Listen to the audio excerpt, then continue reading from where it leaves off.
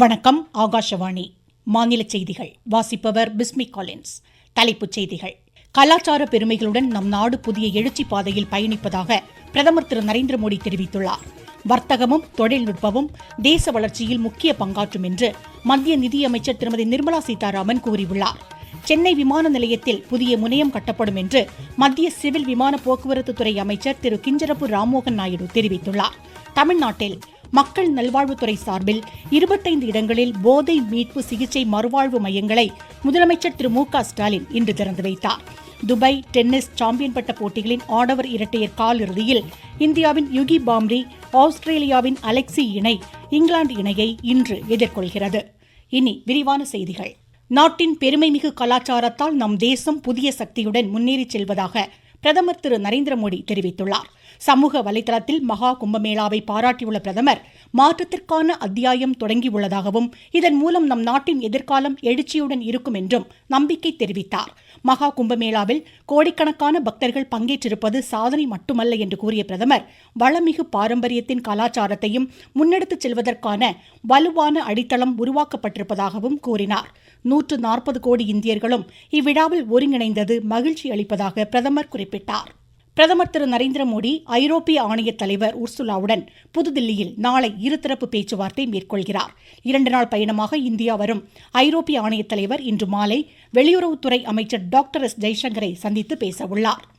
குடியரசுத் தலைவர் திருமதி திரௌபதி முர்மு குஜராத் மாநிலம் கெவாடியாவில் சர்தார் வல்லபாய் பட்டேலின் ஒற்றுமை சிலைக்கு இன்று மலர் தூவி மரியாதை செலுத்தினார். 4 நாள் பயணமாக குஜராத் சென்றுள்ள குடியரசுத் தலைவர் ஏக்தா திறன் மேம்பாட்டு மையத்தை இன்று பார்வையிடுவதோடு அங்கு பயிற்சி பெறுவோரிடையே கலந்துரையாடுகிறார். தொடர்ந்து அகமதாபாத் தேசிய ஆடை வடிவமைப்பு கல்விக் கழகத்தின் 44வது பட்டமளிப்பு விழாவில் குடியரசுத் தலைவர் பங்கேற்க உள்ளார். உலகளாவிய சவால்களின் மத்தியிலும் நம் நாடு துரித வளர்ச்சி கண்டு வருவதாக மத்திய நிதியமைச்சர் திருமதி நிர்மலா சீதாராமன் தெரிவித்துள்ளார். புதுதில்லியில் ஊடக மாநாட்டில் இன்று உரையாற்றிய அவர், சர்வதேச விநியோக சங்கிலி பாதிக்கப்பட்டிருப்பதை சுட்டிக்காட்டினார். வர்த்தகமும் தொழில்நுட்பமும் வளர்ச்சியில் முக்கிய பங்காற்றும் என்று கூறிய அவர், இதில் இந்தியாவும் இணைவதன் அவசியத்தை எடுத்துரைத்தார். வளர்ச்சியடைந்த நாடுகளுக்கும் தொழில்நுட்பமும் திறன் வளர்ச்சியும் தேவை என்பதையும் அமைச்சர் சுட்டிக்காட்டினார். தேவை தொடர்பான நிலைப்பாடுகளை இந்தியா முன்னிறுத்த வேண்டும் என்று அறிவுறுத்திய அவர், நடுத்தர வர்க்கத்தினர், ஏழை எளிய மக்கள் மற்றும் தொழில் முனைவோரின் விருப்பங்கள் நிறைவேற்றப்பட வேண்டும் என்றார். சென்னை விமான நிலையத்தில் மற்றொரு முனையம் வரும் 26ஆம் தேதி திறக்கப்படுவதோடு புதிய முனையம் கட்டப்படும் என்று மத்திய சிவில் விமான போக்குவரத்து துறை அமைச்சர் திரு கிஞ்சரப்பு ராம்மோகன் நாயுடு தெரிவித்துள்ளார்.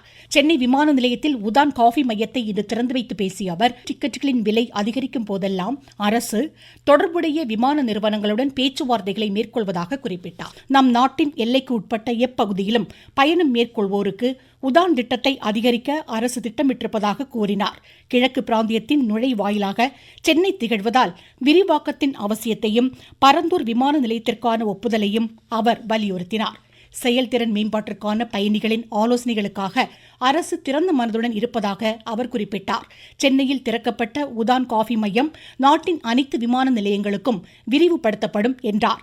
தண்ணீர், தேநீர், காஃபி, தின்பண்டங்கள், உள்ளூர் இனிப்புகள் போன்றவை 10 ரூபாய் மற்றும் 20 ரூபாய்களுக்கு விற்கப்படுவதால் மக்கள் பயனடைவார்கள் என்றும் குறிப்பிட்டார். கொல்கத்தாவில் சென்ற ஆண்டு திறக்கப்பட்ட இத்தகைய மையத்தில் தினசரி 30,000 ரூபாய் அளவிற்கு விற்பனை நடைபெறுவதாகவும் அமைச்சர் குறிப்பிட்டார். நம் நாட்டில் ஏராளமான வர்த்தக வாய்ப்புகள் குவிந்துள்ளதாக மத்திய வர்த்தக தொழில்துறை அமைச்சர் திரு பியூஷ் கோயல் தெரிவித்துள்ளார். மும்பையில் வர்த்தக மாநாட்டில் இன்று உரையாற்றிய அவர், இந்தியாவில் தயாரிப்போம், digital India, start up India, சுயசார்பு பாரதம் போன்றவற்றின் மூலம் படைப்பாற்றல் திறனும் கட்டமைப்பு மேம்பாடும் பொருளாதார வளர்ச்சியும் இதுவரை இல்லாத அளவு அதிகரித்து வருவதாக கூறினார். முற்காலங்களில் பொருட்களின் தரம் கேள்விக்குறியாக இருந்ததாகவும், ஆனால் தற்போது தரத்தில் புரட்சி ஏற்பட்டிருப்பதாகவும் அவர் கூறினார். உற்பத்தியில் நாம் சிறந்த நடைமுறைகளை பின்பற்ற வேண்டும் என்று கூறிய அவர், வர்த்தகத்தில் நிலைத்தன்மை மிக முக்கியமானது என்றார். நமது திறனையும் போட்டியையும் நாம் அதிகரிப்பதன் அவசியத்தையும் அமைச்சர் சுட்டிக்காட்டினார். உத்தரப்பிரதேச மாநிலம் பிரயாக்ராஜில் நடைபெற்ற மகா கும்பமேளாவிற்காக 16,000 ரயில்கள் இயக்கப்பட்டதாக ரயில்வே துறை அமைச்சர் திரு அஸ்வினி வைஷ்ணவ் தெரிவித்துள்ளார். பிரயாக்ராஜில் செய்தியாளர்களிடம் பேசிய அவர், 4,50,00,000 பக்தர்கள் ரயில்கள் மூலம் அங்கு பயணம் மேற்கொண்டதாக குறிப்பிட்டார். நீங்கள் கேட்டுக்கொண்டிருப்பது ஆகாஷவாணியின் மாநில செய்தி அறிக்கை. தமிழ்நாடு வீட்டு வசதி வாரியம் சார்பில் சென்னை, செங்கல்பட்டு மாவட்டங்களில் 659 கோடியே 96 லட்சம் ரூபாய் செலவில் கட்டப்பட்டுள்ள 1046 அடுக்குமாடி குடியிருப்புகளை முதலமைச்சர் திரு மு க ஸ்டாலின் சென்னை தலைமைச் செயலகத்திலிருந்து இன்று காணொலி மூலம் திறந்து வைத்தார். திருச்சி மாவட்டம் செங்குளத்தில் 116 கோடியே 55 லட்சம் ரூபாய் மதிப்பில் கட்டப்பட்டுள்ள 464 அரசு அலுவலர் வாடகை குடியிருப்புகளையும் அவர் திறந்து வைத்தார். மருத்துவம், மக்கள் நல்வாழ்வுத்துறை சார்பில் திருச்சி கியாபே விஸ்வநாதம் மருத்துவக் கல்லூரி மருத்துவமனை உட்பட 25 இடங்களில் 15 கோடியே 81 லட்சம் ரூபாய் மதிப்பில் ஒருங்கிணைந்த போதை மீட்பு சிகிச்சை மற்றும் மறுவாழ்வு மையங்களையும் அவர் தொடங்கி வைத்தார். தமிழ்நாட்டில் கோடை காலத்தில் குடிநீர் தட்டுப்பாடு நிகழா வண்ணம் அரசு அனைத்து நடவடிக்கைகளையும் எடுத்துள்ளதாக மாநில கூட்டுறவுத்துறை அமைச்சர் திரு KR பெரியகருப்பன் தெரிவித்துள்ளார். சிவகங்கை மாவட்டம் திருப்பத்தூர் பகுதியில் 15 லட்சம் ரூபாய் மதிப்பில் ஆழ்துளை கிணற்றுடன் கூடிய குடிநீர் தொட்டி பணிகளை பொதுமக்கள் பயன்பாட்டிற்கு இன்று திறந்து வைத்தார். இந்நிகழ்ச்சியில் பேசிய அவர் காவிரி கூட்டு குடிநீர் திட்டம் விரிவுபடுத்தப்பட்டுள்ளதாக குறிப்பிட்டார். திருச்சி பஞ்சப்பூர் பேருந்து நிலையம் அடுத்த மாத இறுதியில் பொதுமக்கள் பயன்பாட்டிற்கு திறக்கப்படும் நிலையில் பணிகள் விரைந்து மேற்கொள்ளப்படும் என்று மாநில நகராட்சி நிர்வாகத்துறை அமைச்சர் திரு KN நேரு தெரிவித்துள்ளார். திருச்சியில் இன்று செய்தியாளர்களிடம் பேசிய அவர் இப்பேருந்து நிலையம் செயல்பாட்டிற்கு கொண்டுவரப்பட்டாலும் மத்திய பேருந்து நிலையமும் சத்திரம் பேருந்து நிலையமும் தொடர்ந்து செயல்பாட்டில் இருக்கும் என்றார். காரைக்கால் தேசிய தொழில்நுட்ப கல்விக் கழகத்தின் 15வது ஆண்டு நிறுவன விழாவை ஒட்டி மத்திய கல்வி இணையமைச்சர் திரு சுகந்த மஜும்தார் இதன் குடியிருப்பு வளாகத்தை இன்று திறந்து வைக்கிறார். ஒருங்கிணைந்த ஆய்வகம் உள்ளிட்ட கல்வி நிறுவனத்தின் கட்டிடங்களையும் அமைச்சர் தொடங்கி வைக்கிறார். முன்னதாக காரைக்கால் ஹெலிகாப்டர் தளத்திற்கு வந்த அமைச்சரை மாவட்ட ஆட்சித்தலைவர் திரு சோமசேகர் ராவ் உள்ளிட்ட உயர் அதிகாரிகள் வரவேற்றனர். இலங்கை சிறையிலிருந்து விடுவிக்கப்பட்ட ராமேஸ்வரம் மற்றும் தங்கச்சி மடத்தைச் சேர்ந்த 27 மீனவர்கள் விமானம் மூலம் இன்று சென்னை வந்தடைந்தனர். இதுகுறித்து எமது செங்கல்பட்டு செய்தியாளர். தங்கச்சி மடத்திலிருந்து 13 மீனவர்கள் மற்றும் ராமேஸ்வரத்திலிருந்து 14 மீனவர்கள் எல்லை தாண்டி வந்து மீன் பிடித்ததாக குற்றம் சாட்டி மீனவர்களையும் விசை படகுகளையும் பறிமுதல் செய்து இலங்கை கொண்டு சென்றனர். அதன் பிறகு இலங்கை சிறையில் அடைத்தனர். இதனையடுத்து பேச்சுவார்த்தை நடத்தினர். இந்த நிலையில் சிறையில் அடைக்கப்பட்டிருந்த மீனவர்கள் 27 பேர் விடுவிக்கப்பட்டு இலங்கையிலிருந்து இந்திய தூதரக அதிகாரிகளிடம் ஒப்படைக்கப்பட்டனர். உடனடியாக தூதரக அதிகாரிகள் மீனவர்களை விமானம் மூலம் சென்னைக்கு அனுப்பி வைக்கும் ஏற்பாடு செய்தனர். செங்கல்பட்டு மாவட்டத்திலிருந்து ஜி சுரேகா. மதுரை மாவட்ட வேளாண் பொறியியல் துறை சார்பில் டிராக்டர் ஆபரேட்டர் 3ஆம் கட்ட பயிற்சிக்கு மதுரை, தேனி உள்ளிட்ட 6 மாவட்டங்களைச் சேர்ந்தவர்கள் விண்ணப்பிக்கலாம் என்று ஆட்சித்தலைவர் திருமதி சங்கீதா தெரிவித்துள்ளார். இதுகுறித்து எமது செய்தியாளர். வேளாண்மை பொறியியல் துறை மூலமாக டிராக்டர் ஆபரேட்டர் பயிற்சி அளிக்கப்பட உள்ள நிலையில் பயிற்சி மேற்கொள்ள விரும்புபவர்கள் தங்களின் பெயர்களை பதிவு செய்து கொள்ளலாம் என மதுரை மாவட்ட ஆட்சித்தலைவர் கேட்டுக் கொண்டுள்ளார். 22 நாட்கள் நடைபெறும் இந்த பயிற்சி வகுப்பில் 2 பயிற்சி வகுப்புகள் நிறைவு பெற்று 3ஆம் பயிற்சி வகுப்பு வரும் மார்ச் முதல் வாரத்தில் துவங்கப்பட உள்ளது. மதுரை, தேனி, திண்டுக்கல், விருதுநகர், ராமநாதபுரம், சிவகங்கை மாவட்டத்தைச் சேர்ந்தவர்கள் மட்டும் கல்வி தகுதி, ஆதார் அட்டை, புகைப்படம் உள்ளிட்ட கேட்கப்படும் ஆவணங்களுடன் பெயரை பதிவு செய்து கொள்ளலாம் என தெரிவித்துள்ளார். மதுரையிலிருந்து எஸ் ரகுராஜா.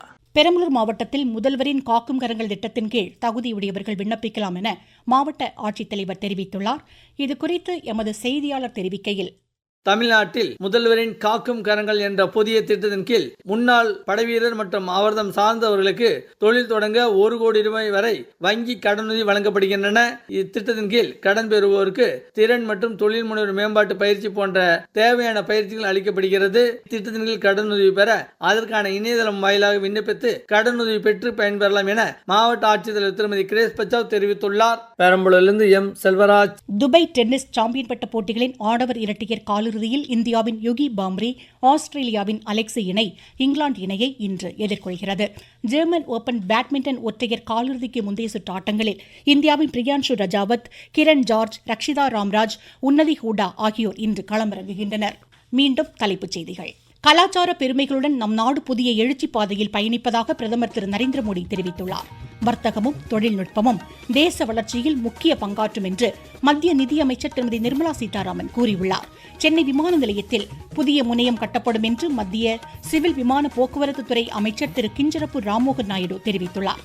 தமிழ்நாட்டில் மக்கள் நல்வாழ்வுத்துறை சார்பில் 25 இடங்களில் போதை மீட்பு சிகிச்சை மறுவாழ்வு மையங்களை முதலமைச்சர் திரு மு க ஸ்டாலின் இன்று திறந்து வைத்தார். துபாய் டென்னிஸ் சாம்பியன் பட்ட போட்டிகளின் ஆடவர் இரட்டையர் காலிறுதியில் இந்தியாவின் யுகி பாம்ரி ஆஸ்திரேலியாவின் அலெக்சி இணை இங்கிலாந்து இணையை இன்று எதிர்கொள்கிறது. இத்துடன் இந்த செய்தி அறிக்கை முடிவடைந்தது.